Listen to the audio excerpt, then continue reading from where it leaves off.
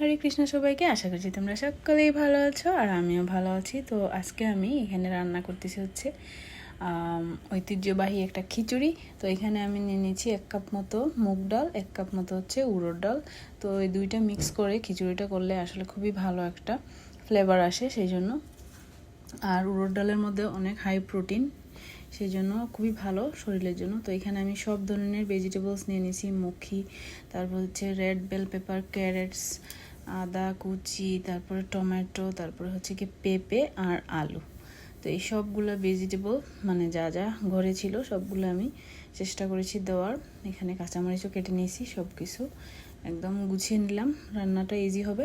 তো এখানে আমি দেখো তেল দিয়ে দিছি, তারপরে এখানে তেজপাতা, তারপর দিয়ে দিলাম হচ্ছে গিয়ে শুকনো লঙ্কা তো দিতেই হবে খিচুড়িতে, তখন ফ্লেভারটা ভালো আসে। তো এখানে দিয়ে দিচ্ছি পাঁচফোড়ন দেওয়ার পরে একটু ভেজে নেব। আর এখানে অল্প করে আমি একটু দিয়ে দিচ্ছি হিং। তো হিংটা ইউজ করলেও খিচুড়িটা অনেক টেস্টি হয়।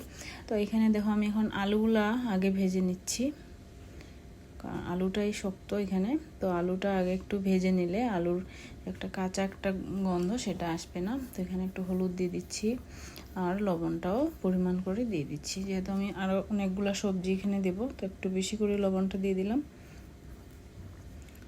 তারপর এগুলা মুখি আর আলুগুলো একটু ভেজে নেই, আস্তে আস্তে করে ভেজিটেবলগুলো মিক্স করব।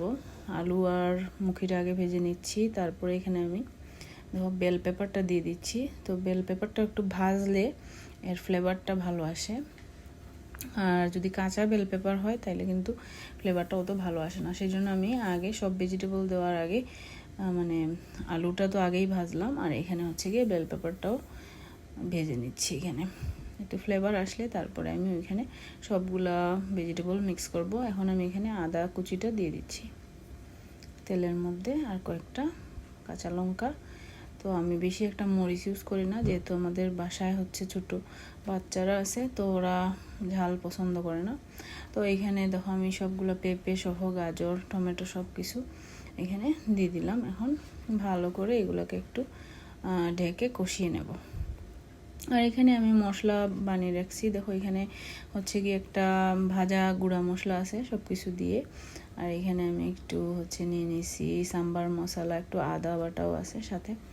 তো এখন আমি ডালগুলা ধুয়ে সুন্দর করে দিয়ে দিচ্ছি। দুইটা ডালই আমি ভেজে তারপরে হচ্ছে গিয়ে ধুয়ে নিলাম। আর তারপরে এখানে দিয়ে দিব চালটাও ধুয়ে রাখছি, তো চালটাও দিয়ে দিলাম। এখানে হচ্ছে গিয়ে 2 কাপ মতো চাল আর 2 কাপ মতো ডাল আছিল আমার, প্রথমে ভাজলাম। তো এখানে দেখো এখন সুন্দর করে ভেজে তারপরে হচ্ছে জল ঢেলে দেব।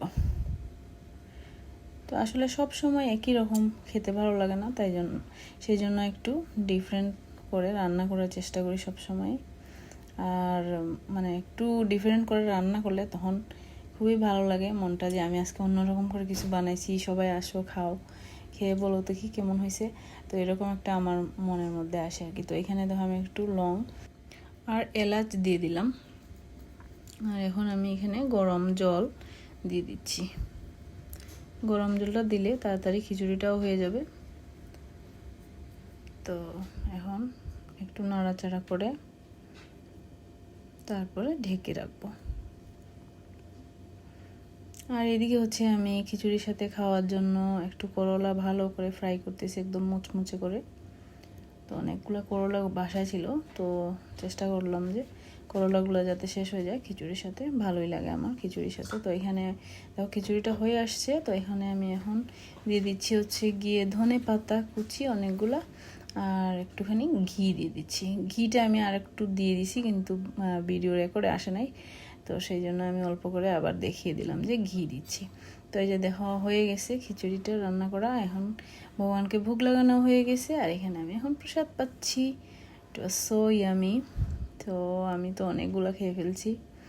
তো তোমরাও এইভাবে রান্না করে দেখতে পারো, আসলে খুবই ইয়ামি হয়েছিল খিচুড়িটা, সবাই খুব লাইক করছে। তো সবাই ভালো থাকবে, হরে বল হরে কৃষ্ণ।